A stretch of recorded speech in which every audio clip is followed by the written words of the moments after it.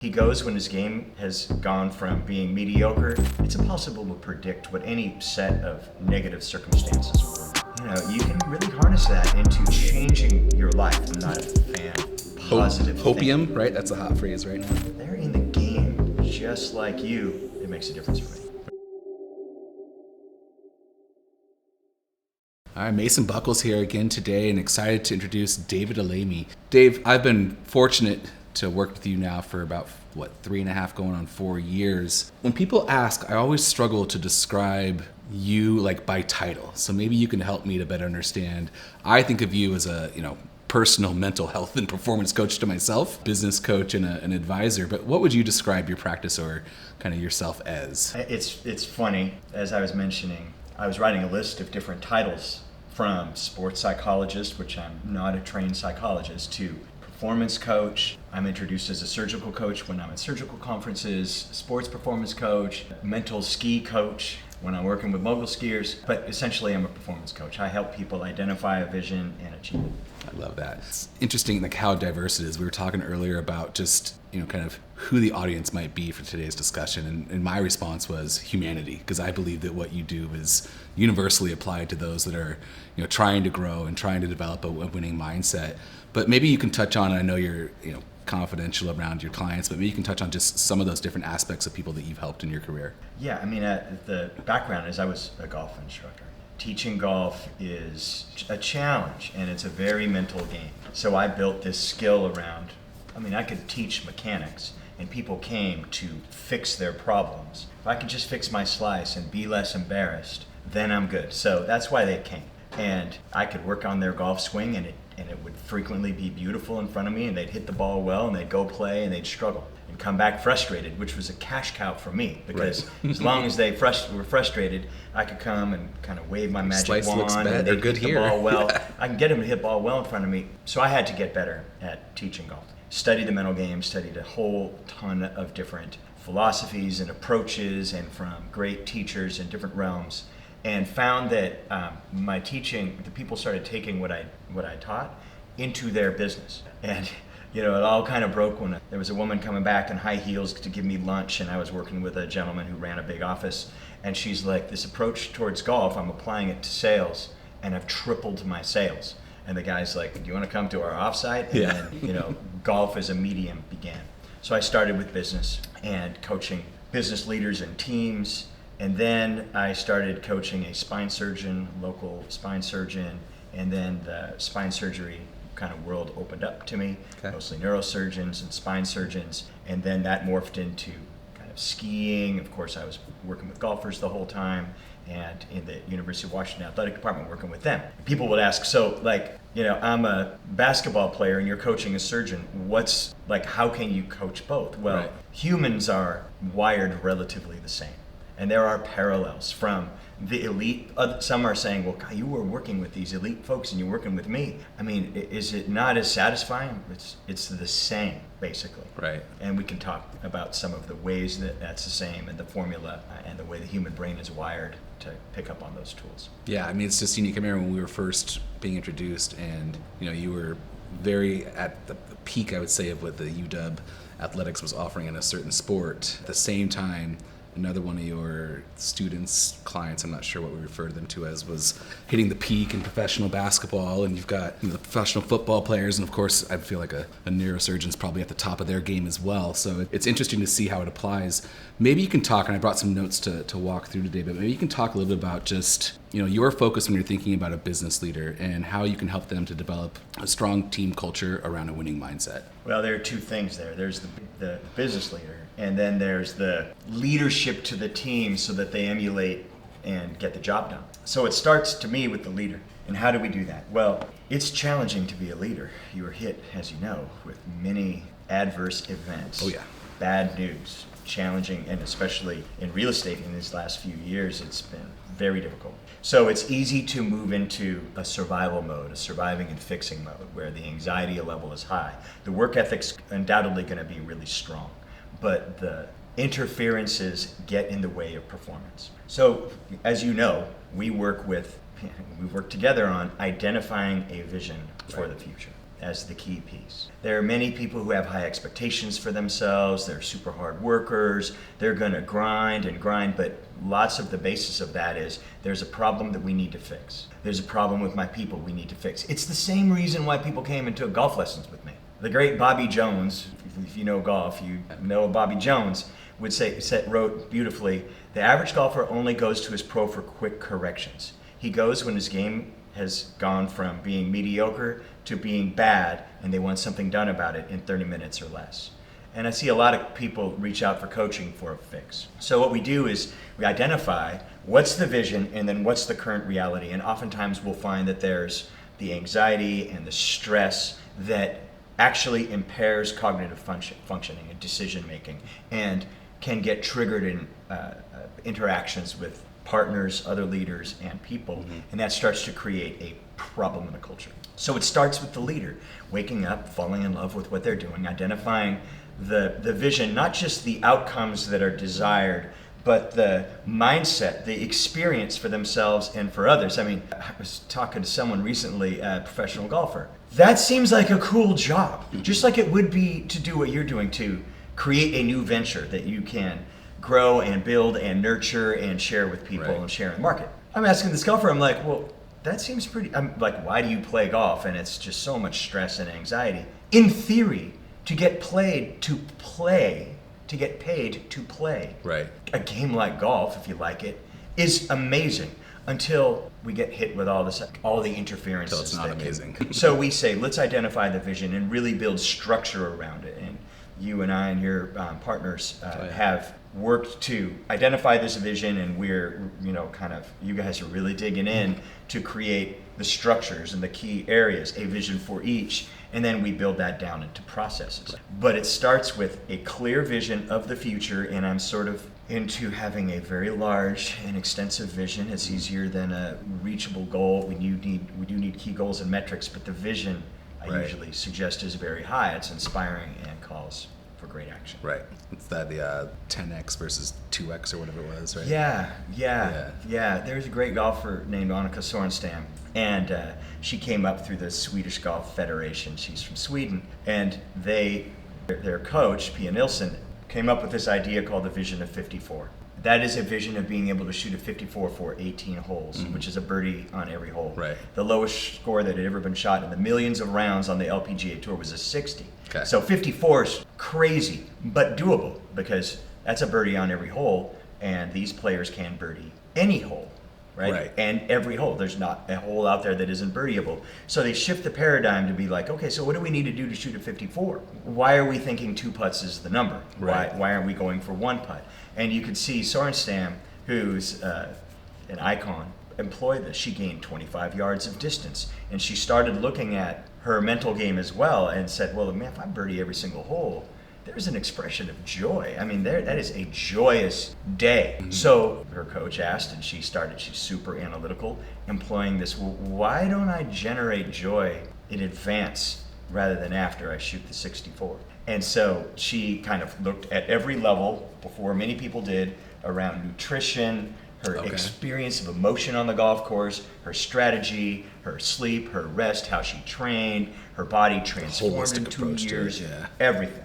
Around 54, she was playing a different game than the other players, arguably, who were like struggling with making cuts or want to be number one in the world. And she's operating on a different level, shot 59, became clearly the number one player in the world. Still, I think she's extraordinary at expressing and creating new visions for her business ventures, who she is as a mom. She just played in this golf tournament with these great pros like Tiger and his son played. She played with her son, and you can just see the love that they have. She's good at setting a vision. That's what we're talking about. That's 10x instead of 2x. Many players are saying, if I can knock a stroke off my scoring average, which is good, and there's a process to that, but that we're blowing through that on our way to bigger. You get closer to bigger, usually the only one who ever shot 59. You get closer to 54, you're the only one that's dominant number one player in the world for many years and retired on her own terms at the top. Got it. Okay. Well, you've talked about it a little bit, but the your formula. Let's unpack that a little bit, because I think that has really been a shift for me and a shift for those that you've served with our group at the collective to help them better understand adversity is going to happen. So I don't want to give it away, but maybe you can walk through just kind of the basics around your formula. Well, the formula is performance equals skill minus interference plus or minus. So we define what performance is, and frequently much of it is obvious. Right. So, just a general What's idea success of to you? performing, right? What's success to you?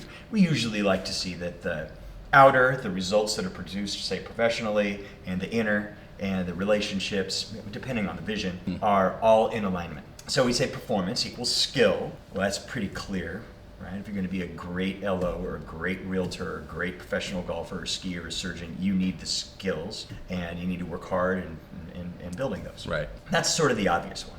And many people, when I was in the day of teaching golf, it was all skill, skill, skill. If I can just hit the ball better, I'll be more confident. If I can hit the ball better, I'll feel more, less embarrassed around people. I'll feel better about myself. But what they're pointing to is the interference. So performance equals skill. We identify and elevate skills. Minus interference. We figure out what those are, which takes some introspection and awareness, and then build structures to eliminate them. Because those interferences are going to show up under pressure. What's an example of an interference for, let's just say, a business professional? You're going into a meeting and you have labeled the person who you're going to meet with as someone that doesn't want to do business. You are afraid of failing, I hate to lose. So now losing is in your mind. Stress. Let's define stress. There's good stress, and stress in itself isn't bad. Let's say that stress conditions creating an anxiety or a threat-based reaction in our body. So you could have and so there are corresponding thoughts that go along with threat and fear. So fear, big one. Right. Attachment is an interference. It's a macro kind of big piece where the business leader, the CEO, is attached. Their identity, their whole sense of self is ego, attached right? to being a CEO, Yeah. which is great when things are doing well. But when things dip, as we know in the cycles, when they start to panic, or if their identity is attached to the results, their sense of self will go down, their confidence will diminish, and they'll end up showing up as inconsistent. So there's an inconsistency. Frequently that's solved to some extent by having this lovely vision and a set of skills and competencies and ways of being that we can refer back to.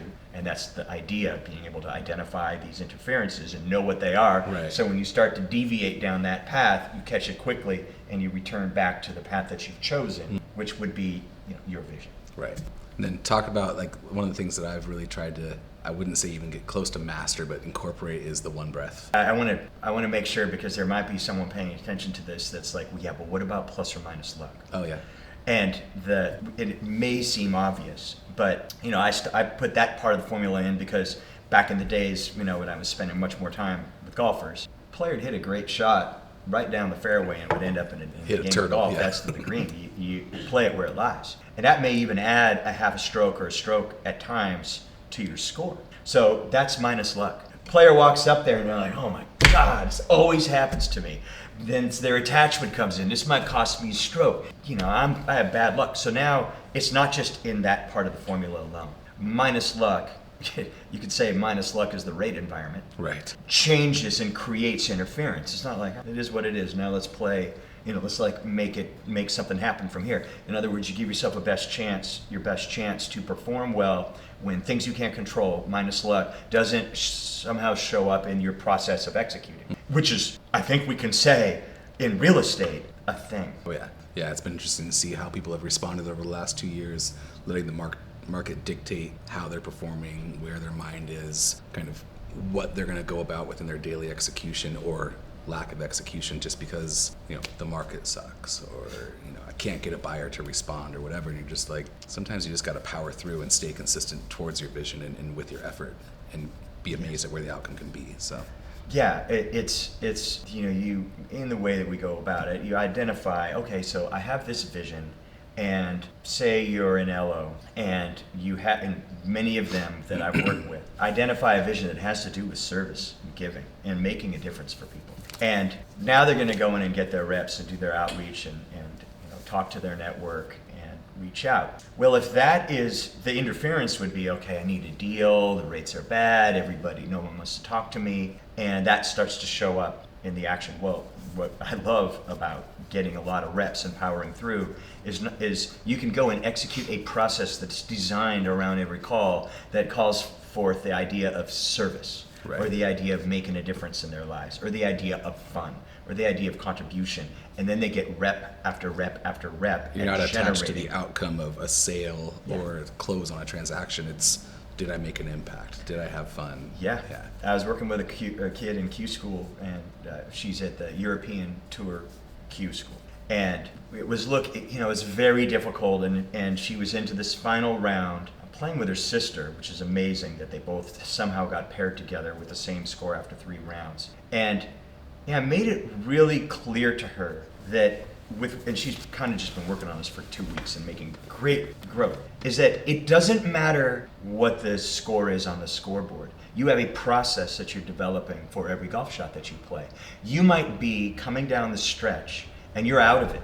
You won't qualify, you know it. That should not make a difference in the way that you execute. Right? The way that you play, if you're a pro, is the way that you play. You do your process. You get great at doing your process. Well, I think about like a basketball player, right? And you have that process at the free throw line. I grew up playing hoops, right? So like every time I went and shot a free throw, it didn't matter if it was, into the game, first quarter, practice, in the backyard. There was, a few dribbles, a spin, a couple dribbles, and a shot. And it was all that technique and repetition that allowed me to create a result regularly. Yeah. And you worked on that process. You got a lot of reps off the court, or right, not in the game, and you were able to execute them in the game. I pay attention to the Las Vegas Aces WNBA basketball team. They've won a couple championships in a row, and their coach Becky Hammond has created a culture that gets buy-in from the players. And they have this concept that's pretty simple, which is playing Aces basketball. It really doesn't matter, and you can see this play itself out in some of the messaging. If you pay attention close like I do, we play Aces basketball regardless of our opponent, regardless of the score on the score, regardless of who's on the floor. Lots of times at the end of the game, it becomes just pick up basketball and discipline. No, every single play is played with Aces basketball, and that starts to seep to the edges of the culture, right? You talk about, like, how do you bring a culture? She has a vision. She studied with Popovich, and she's been a great player. She has a vision for what Aces basketball is, what she wants to do. And so she articulates this, and then she lets these players, who are incredible, sort of take those ideas and express that with creativity on the floor and off the floor. And that level of consistency and that vision requires those reps. And it doesn't really matter what the rate environment is, or what the score on the scoreboard is, or whether you struck out on 5 calls in a row, or somebody pulled a deal at the last minute, or a buyer couldn't pull through. Yeah, it can hurt, but you just keep iterating and driving your process. Maybe you can share with us like some personal challenges that you've experienced in your life, and ways that you've used your practice to overcome them, find success within them, grow from them. Other challenges, always. Interference is always there. I think I didn't understand what was happening at the time, but one of the formative experiences was when I was playing golf at the University of Washington on the golf team. And, I had a great summer and came out to qualify for the golf team, and there's a number of qualifyings, and I couldn't get it under 75. I was getting more and more frustrated, so I kind of snapped, right? I didn't have what I do now, right? A lot of what I'm doing is to solve some of the problems that I had, or my friends had, or people had growing up, right? It's just the way that I'm wired. So I ended up like really being frustrated, really dark, really down, and then kind of snapped on the golf course and broke my first golf club, and I broke it again. And I went and told the coach, this is in spring of my second to last year of eligibility, I'm like, I quit. I'm done. I'm done with this frustration. And it was largely because I felt so embarrassed at breaking down. And even though I was playing great, attachment, right? And so I told him, I'm like, done. It was sort of punishment to me, and it was sort of like an escape. Well, of course, I love the game. So I, for the first time in my life, paid to play golf and continued to play in golf tournaments. But now the prospect of being a pro golfer and being a great college golfer was gone. So I played for the joy of it. And when qualifying came around the next year for the team, and we had this freshman come in where I was living, a big recruit, and I ended up playing golf with him and beat him. And I'm like, okay, so my game's good. And so I called the coach to go out and qualify, and for the free golf. in Seattle, Broadmoor, Right. and Seattle, and Sahali, and so there's these rounds of Right. golf that are played. And so I call him up, hey, Coach, can I come out and qualify for the team? And he's like, yeah, you've been a good guy. Come out and qualify. And I walk out there, and there's too many guys. He's like, I got to cut this after one. My ball's teed up. He's like, I got to cut this after today. You got to cut this down. There are too many guys out here at Broadmoor. And he's looking at me, and I'm like, okay, so one free round of golf. Right. You know, it's at Broadmoor. It's not at a public course where Yeah. I've been playing. Super special, beautiful day. And I Right. went out for my free round of golf, and I saw the golf course with new eyes. I wasn't going out there with the attachment of winning and results. I went out there to just play free golf and enjoy it, and played well. You know, as you can imagine, it went through, and now it's just basically me and these two guys qualifying for what would for me be my first trip, and these guys are kind of always on the team and traveled a lot. And I'm out there playing my last free round of golf. I mean, this is almost like my last day of vacation before Right. I go back to school. It's fall, so college is starting at UW. And, I'm watching these guys bash their brains out with frustration. And I'm sitting there playing a free round of golf on a beautiful day with these good dudes, and I get to compete, which I love to do. And I'm like, my God, that used to be me. And I ended up qualifying and having a lovely year competing for the team. But yeah, I mean, it was really, I say time and time again, it's impossible to predict what any set of negative circumstances will yield. Right? I'm in there, I'm in hell, I can't play golf. It felt like, that's the self-talk. Everything I do would be above a 75. I was victimized by my own thoughts. And then I, end up quitting, which is kind of embarrassing, quitting, and pretty much start over again a new way. Then I ended up having a good career, and it led to this, basically. That happened. Athletes I work with have major injuries. They end up looking back saying, Kelsey Plum, who I've spent some time with, and have spent time with her at her Plum Dog camp that she has for the top guards in the country in women's basketball, who looked at them and said, yeah, I had an Achilles injury, and it's the best thing that, you can pay attention to her and what she says about it. It's the best thing that happened to my career. We're talking about an elite #1 draft pick. Right. And the Achilles put the brakes on these negative interferences, right? Performance equals skill, incredible skill. Minus interference, incredible basketball skill. Minus interference, she had these interferences out there that led to her diminished performance. She resets, and she's been a 2-time All-Star, an extraordinary leader having big impact. And Achilles, for a point guard, is a pretty bad thing on the face of it. But the way she played it was, this is going to be a blessing. And she built a team around her, and she got stronger physically and mentally. And now you could say the Achilles was the best thing that ever happened. So there's people in this that are going through, paying attention, that are going through difficult things. And people in the real estate industry going through a protracted, seemingly unending difficulty, which is how it feels when you're a basketball player and you can't even walk for, be on your feet for 6 months. The head can swim and swim, and it can take you out. But it's hard to predict, and when you can't predict a particular outcome, in fact, sometimes when the pot of life gets stirred and you get hit with hard challenges, you can really harness that into changing your life. And if you are a competitor and if you are committed to being great, you kind of want to take this. Well, it's impossible to predict what this would yield. Right. There are going to be winners. Those who build process in real estate, the LOs that we work with and realtors, there are going to be winners, and they're the ones that are like, well, what's the opportunity?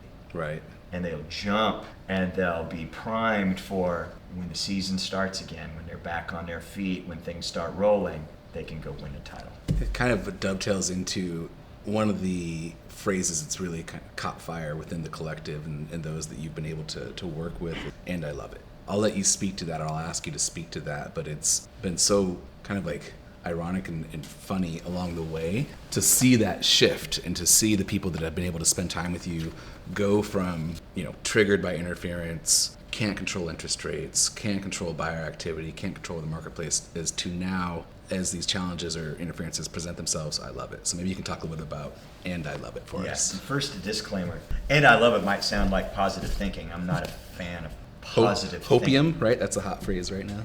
Yeah, there's positive thinking and negative thinking, and neither one of them are reality. So I don't like putting a positive, it's someone with positive thinking is more pleasant to be around, perhaps, than someone who's negative all the time. But we're not just looking for that. We're looking for sort of elite performance. So we dropped the positive thinking, trying to bend it in negative thinking, and instead, and I love it, is not an expression of that. And we got to give credit to the great Andrew Huberman, who presented some research on growth and in adults. And let me see if I get it right. The idea is that kids learn really, really fast, right? Their brains are super plastic. It's called neuroplasticity, and they're making these insane connections that allow for such growth. And the word on the street in science has been, well, at 25 years old, you're kind of done. Can't teach an old dog new tricks. You're done being able to put neural pathways together. And then some research comes along that Dr. Huberman highlighted is, well, apparently that's not exactly true.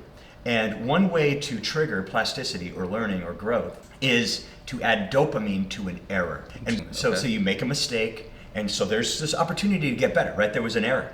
And then you want to be able to trigger some dopamine. And I love it is a way, genuinely expressed, is a way of triggering the dopamine system and basically making your brain younger so that if you immediately correct the error, you have a chance to learn and build neural pathways, which is kind of skill development dynamics. So, and I love it. To me, it's an expression of grit. It's, okay, this was hard, and I love it. And it's real because the and I love it is kind of brings forward dopamine isn't a feel-good molecule, it's more of a motivation molecule, as Huberman would say. So it triggers this motivation and this drive to get better. So you add and I love it to an error. Traffic is terrible. As driving over here, traffic is down to one lane on I-5, and I love it because it gives me opportunity to watch my stress and take a few breaths and get into a better mindset. Right.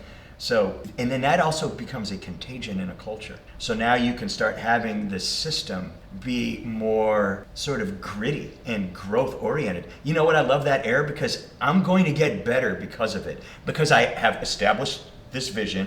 I've established it from here to there. I need to grow. Errors are critical on the way. Here it is. I love it. The other approach is, here's where I am. It's not a vision. It's here's where I am. Here's where I want to be. This is a vision. Right. Instead, what they're doing is, here's where I am. I should be here. Here's an error. Right. Oh no, there's something wrong. There's failed frustration. already. Yeah. And, I'll never be good, and that kind of self-talk that comes up. So, and I love it is an expression of vision. It's an expression of grit. It's an expression of growth mindset, and an expression of having some understanding of the brain works. Well, and you wrote down, we were in a couple-hour session yesterday, and you wrote down on the whiteboard, it was the now and the future, right? And it's kind of the now and the vision, if you will. You did a direct line, and it had tension and action in between. Maybe you can walk through that a little bit, because I feel like And I Love It is kind of along that same linear path. Yeah, the idea is the way, it takes some time to create a proper vision. Honestly, most people come up with their vision and they think, well, if I get rid of the crap that's no good, then I'll get my vision. If I can make more money, it just seems like the fixing. This kid I was working with is like, I realize that I use a lot of your stuff. He's really hard on himself, super frustrated a lot. He's like, I realize I use this stuff to manipulate the results. In other words, I'm like, use a vision, but really it's coming from surviving and fixing. Right. So you create a vision, and it takes some time to set. It starts with usually, if I could have it any way I wanted, ... And we break it down, sort of the mental and the physical, the whole thing. And then we look and say, well, what is current reality? So you have this vision, and then you have this current reality. I have a vision that includes me, on health, getting up and working out at 6 a.m. You look at reality. I wake up, I'm scrolling the phone for an hour instead of waking up, right? So there's some tension between current reality and the vision of where you want to go. Right. And that tension is good. You look and you're like, hold on. And then there's action that can be created. It actually spurs action when you have a well kind of created vision and you're able to connect to it and you're building structure that gets you connected to it every day. There's this tension that is formed that leads to action. It's kind of the kind of tension and the kind of action, the dynamic that gets you to wake up in the morning, right, excited about going for this thing that you're creating. Well, I feel it's like waking up in general, like just waking up from your current reality. Yeah. Right. The light bulb goes on. That's a great way of putting it. I mean, a lot of the way to describe this. There's a writer called Anthony DeMello, and a great teacher. And he has used the term waking up, and Sam Harris, a great teacher, has an app called the Waking Up app. I argue that when you are in surviving and fixing, and when you're kind of anxious and you feel like you're underwater, there's problems, there are many people who are just asleep in their life. Right. And, oftentimes the only thing that's going to wake them up is catastrophe. like something terrible happens and they're like, oh, okay. And those are those stories that you hear. Right. It's harder to proactively wake up. It's harder to, like, the slow bleed of stress and not feeling satisfied. It's hard to wake up, which is why it's nice to get into a culture. And I know the one that you're creating with the collective, with your partners, is one that is, and we're working hard to build it, that allows folks to wake up, Yeah. right? It's what is your vision? And let's go and enjoy today and enjoy your life. So waking up is some of, like, in a way, when you identify and drop your interferences, you wake up. And now you can, and it's especially true when you are living a life that you've created. Right. That is, and when it's properly created, it's, there's a lot of people struggle with the word, like finding their passion or spirit-centric approach, why, but right? Really being in that why. Yeah, exactly. It's a challenge to kind of get that, but once you do the work and you identify the vision, which can be applied to whatever you're doing, whether it's your job or just walking down the street, or your relationships with other people, or your relationship to money, then it's hard. But it's kind of like you love it, right? Right. You have a purpose. You are more motivated because it's not a negative motivation. Although negative motivation can be present. Like, if you're Absolutely. afraid, you're going to run really fast. Someone's chasing you with a knife, and I think a lot of people, there's no one chasing them with a knife, but it feels that way. And in fact, the way human kind of neurobiology works and neurochemistry is that if you feel threatened, your brain can't distinguish whether someone's going to, put a knife in your back or someone's going to reject you on a call. Threat shows up as threat, and you're asleep, and you're going to do everything you can to protect yourself, and that's why folks have anxiety sort of related disorders and stress disorders. Right. And there's a whole lot to that. I don't think we talk about it. I know you and I talk about it privately, but like the last couple of years, I want to talk a little bit about your role with the collective, but I might say that I'm a bit of a sadist because I'm grateful for the last couple of years and the adversity that it's brought forth in the marketplace. I know that it's pushed me personally, as a leader and as a business partner, to be better and to find new ways to create that environment and have success. But I think it couldn't have actually been a better time for us to introduce you to the group that we've pulled together within the collective. And the results that we're seeing in that mindset shift has been so meaningful. Maybe you could do me a favor and just share a little bit about kind of how we've been able to integrate you and all that you do into the collective, and kind of what your role is there with our group, please. Yeah, well, I was around, and to some extent as this vision, which showed up now as the collective was being formed, because I was working with you and your partner, Casey Cranston, in advance of this. And, there was this desire to create something different for yourselves and for the people in this industry. I mean, in order to do that, I think you guys all bought in and had, before you met me, to the idea of mentality and a mindset. And it really seemed like, to create something that people could buy into and have a feeling of joy and motivation, and not only that, but to be elite in the way that they perform. So to put meat on the bone, frankly, you guys hired me to come in and be part of the ecosystem, part of the air that is breathed. And we've iterated a few times and continue to get better at kind of what I do and coaching program. So I would just meet with people.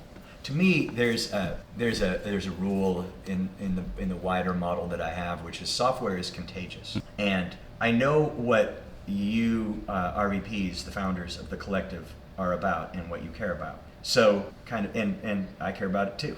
I think I might have been even part of the formation of this. The crafting.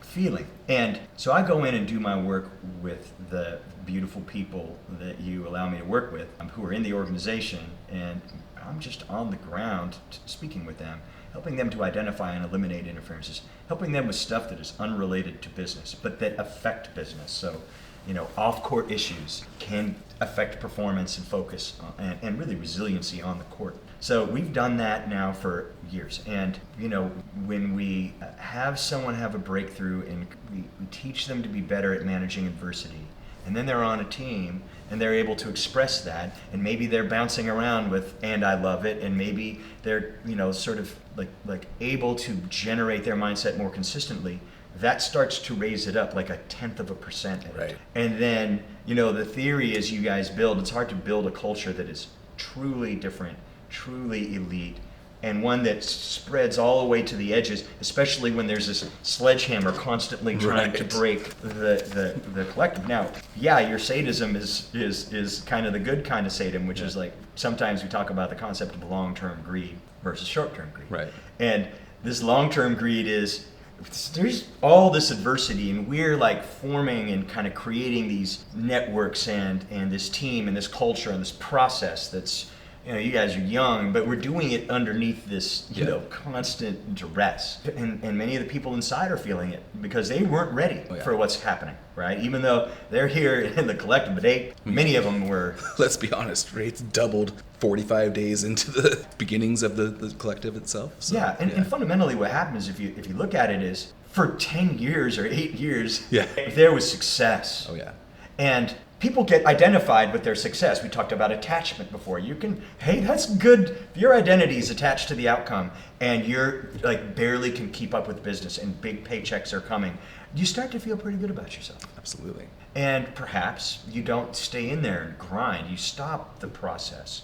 Number of people, and most of them, all of them probably, have really figured this out, but it was in a difficult environment to start saying, well, whoa, I need to get back in and grind and have this process and drop the complacency, because all I was doing was answering the phone. Yeah. That's all I had to do. I mean, I couldn't really do much other stuff. Just a lending God left. And then the confidence just dropped. And now we're like gonna have to go and try to make something happen when those muscles have been largely, perhaps to some extent, atrophied. So here's where we love it, right? Now you go and build process in this difficult environment, and when things change, and we know it will, you have a bunch of people that have gotten a level of toughness, have a sense of vision, have a sense of process that's identified, and it's seeming to spread to me. I agree. I think it comes back to, like, when I think about the basics of your formula, right? Like, we have a lot of really skilled loan technicians. Skill set was high there. Yeah. But that kind of mental strength, performance, whatever label you want to put on it, was the skill set that needed to be increased, right? And now that we've been able to help, those that have chosen to do the work increase that skill set, we're seeing less interference. And now, I mean, let's be honest, right? It's December 2023, but we're starting to see the headlines in the media. We're starting to see, the Fed making some decisions that should lead to a more favorable environment. I'm really excited for kind of what that next iteration looks like, because I believe that we'll not only see growth, but we won't have that same, fall off that you experienced over the last 18 months, because people will remember. Yeah. Right? And the skill set will be built to a different level, and they'll be continuing to improve throughout. And I can't thank you enough for all that you've done and the effort put into to support and help grow that, because that's a big part of the vision that we had, building this thing from the ground up. Yeah, I mean, it's it might even sound even more sort of masochistic, but just think how good the collective's going to be the next downturn. Oh yeah. It's and then the uptick after that. It's kind of what you do with long-term greed is you grow a process in the system. But let's face it, the 4 founders, the RVPs of the collective, going back to the original premise, are in the game. Right? As vulnerable, as open, as committed to growth. I watch you guys together. There's conflicts, there's challenges that arise, there's ways for like 4 human beings as founders. I mean, you could say that's hard to do, to have 4 equal partners. And what you guys do is, and people see this, as you guys come together to solve the problems and the interferences that are there, to quickly identify what do we need to do now to move towards the vision. You're walking the walk. Right? We had Chris Peterson, the great football coach, come in and do some speaking, and who we love.